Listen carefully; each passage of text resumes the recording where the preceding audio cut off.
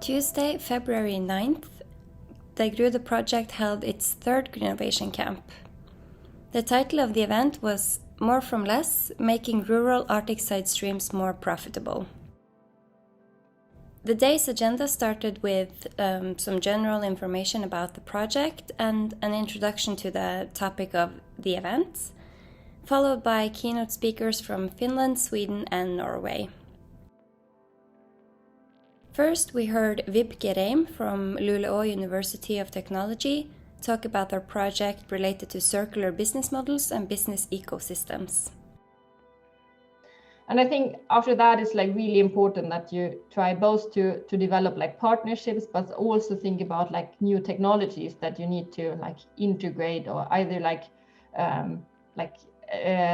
get yourself and make use of them themselves, or at least like to prepare maybe your side streams in order to get ready to be used somewhere else.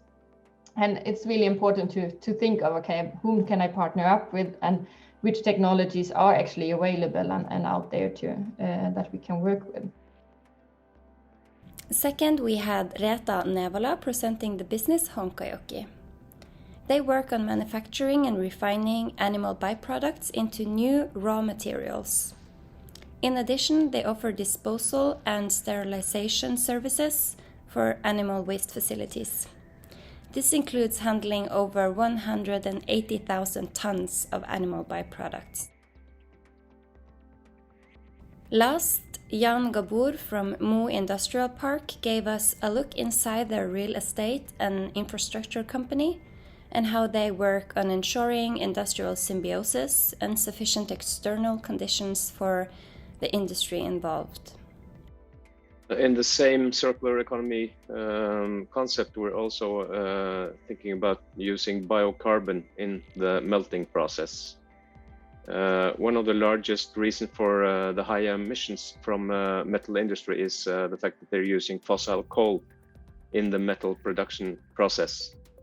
And by using biocarbon from wood forestry, instead of this fossil coal, we will be able to reduce CO2 emissions and in theory be CO2 neutral or also negative, best case.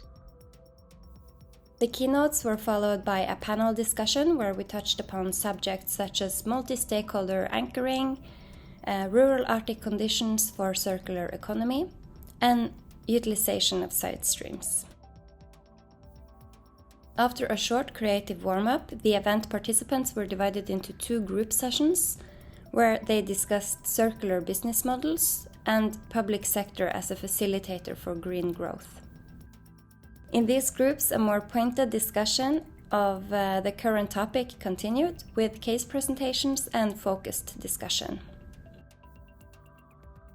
The results of these group discussions, as well as an overview of the day as a whole, was finally illustrated by the brilliant live scribers who participated in the event throughout the day, Big Brain Agency. These illustrations are made available through our website, grude.eu, for anyone who may be interested. The next Greennovation Camp will be held on May, and we are focusing on sustainable tourism societies and how tourism is a part of Arctic livelihoods and societies. See you there.